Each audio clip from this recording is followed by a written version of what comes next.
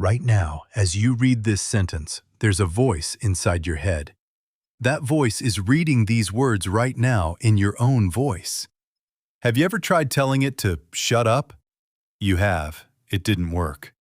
That voice, the moment you open your eyes in the morning, is talking to you, and at night, in bed, it's still there. It criticizes you, makes plans, replays that one embarrassing moment over and over.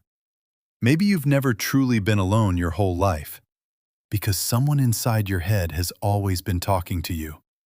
It's the one who looks in the mirror in the morning and says, "Ugh, look at the state of me." In the shower, you have your best arguments with it. It knows everything you could never tell anyone. It's the one who stops you mid-shopping asking, "Should I buy this?" You've spent so much time with it that you don't even notice it anymore. So this voice, exactly who is it? Me, of course, you say. But this is exactly where it gets strange. Because some people never hear this voice at all. Most of us assume that inside everyone's head there's a voice that never stops talking. Wrong. Science calls this inner speech, and recent research says that in some people, this voice is completely silent. For them, thinking is entirely silent. No words, no sentences, just images and feelings. Ask them, "Do you talk to yourself in your head?" And they're baffled. They've never experienced the thing you assumed was normal. In 2023, this condition was even given a name, anandophagia, inner silence, in other words. So how did this voice first appear? When you were born, the inside of your head was silent. In 1934, the Russian psychologist Vygotsky noticed something strange. Young children, when they play, talk to themselves out loud. "Now I'll put the block here, then the red one on top." As they grow, this talking doesn't vanish, it just slips inward. Vygotsky called this internalization. Around age 7, the out-loud talking fades and pulls completely inside. But the voice inside is now shortened, like a telegram. So your inner voice was once the things you said out loud. Vygotsky's idea is this. First, others talk to you, then you talk to yourself, and finally that voice settles inside you. So the voice in your head might not even be yours? Maybe it's your mother's, your teacher's, everyone who told you something years ago. Their merged echo. The psychologist Charles Fernyhough studied this for years. To him, the inner voice is a little crowd you carry inside you. So what about those who truly have no voice? The psychologist Russell Hurlburt sent people random signals throughout the day. With each signal, one question: what was in your head right at this moment? The result was surprising. People were using inner speech far less than they thought, only about a quarter of the time on average. Hurlburt found 5 different kinds of inner experience: inner speech, inner imagery, feelings, bodily awareness, and wordless thought. Yes, wordless thought is a real thing. Knowing an idea instantly without ever turning it into words. But some reported no words at all. Their thinking flowed in images, in feelings, in silent understandings. Just imagine thinking without words. So how do they decide? How do they criticize themselves? The answer? Perfectly well, just through a different channel. Some people think entirely in pictures. The animal scientist Temple Grandin calls this thinking in pictures. In her head, it's not words that play, but a film. Even Einstein said he found his ideas first through images and feelings. Words, he said, always came afterward. So the inner voice isn't the only way to think. It's just your way. But the real strangeness is here. You think there's just one voice in your brain.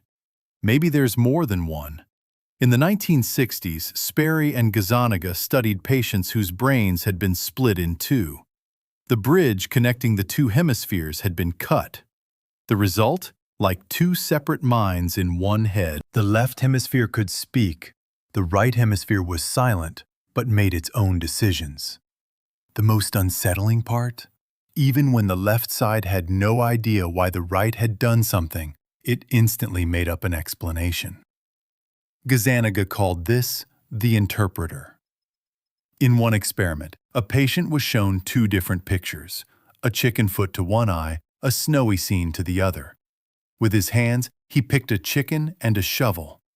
Why he picked the chicken made perfect sense, but why the shovel? The talking side hadn't even seen the snowy scene. Yet without hesitation, it made up an answer: to clean out the mess in the chicken coop. It wasn't lying. It truly believed it. So the voice in your head might not be telling the truth. Maybe, onto decisions you made without noticing, it stitches an excuse after the fact. A narrator of your own life. So can you tame this voice? Yes, and the method is very simple.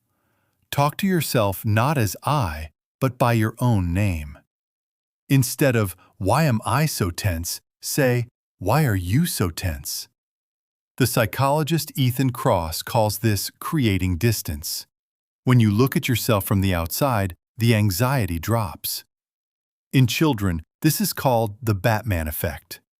When a kid struggles, asking, "What would Batman do?" makes them more resilient. So changing the pronoun of your inner voice changes you. So what is this voice good for? A lot. You plan, you motivate yourself, you learn from your mistakes. An athlete says you can do it, and it works. But that same voice can also be your cruelest enemy. You're stupid. You'll never manage. Everyone is judging you. Kross calls this chatter, inner speech spun out of control. A tape that repeats the same sentence 100 times. The loop that steals your sleep and wears you down. In anxiety and depression, this voice falls into a toxic loop. Your brain's default mode network, even when you're doing nothing at all, chatters non-stop. The whole point of meditation is maybe to silence that voice for just a moment. When exactly do you hear that voice? Right now, for instance, as you read this. You're silently voicing every word inside your head. This is called subvocalization. Speed reading techniques teach you to silence this exact voice. And then there are the songs that get stuck in your head. That too is an inner voice you never gave permission to. Involuntarily, it keeps playing the same chorus. One more question. What if that voice no longer feels like you? When the brain produces inner speech, it normally slaps a "this is me" label on it. When that label breaks, the voice sounds like it's coming from outside. The brain uses a signal to recognize the voice it makes itself. This is called an efference copy. If that signal breaks, your own thought turns into a stranger's voice. Research shows inner speech and hearing voices use the same brain regions. So the line between you and that condition is thinner than you think. Some scientists went even further. According to Julian Jaynes, thousands of years ago, people mistook their inner voices for the voices of gods. The evidence is weak, but the question is chilling. What if the inner voice is actually a recent invention? Now let's go back to the beginning. The voice in your head wasn't there when you were born. You built it, out of other people's words, over the years. In some people, that voice doesn't exist at all, and they're perfectly fine. Sometimes it lies to you, inventing excuses for your decisions after the fact. And maybe it isn't even a single voice. But you can bend it, just by changing its name. And when it goes quiet, a strange silence is left behind. So is that voice really you? Or is it the echo of others that settled inside you? And if one day that voice fell completely silent, then who would be left? What do you think? Right now, this. Which voice did you think it in?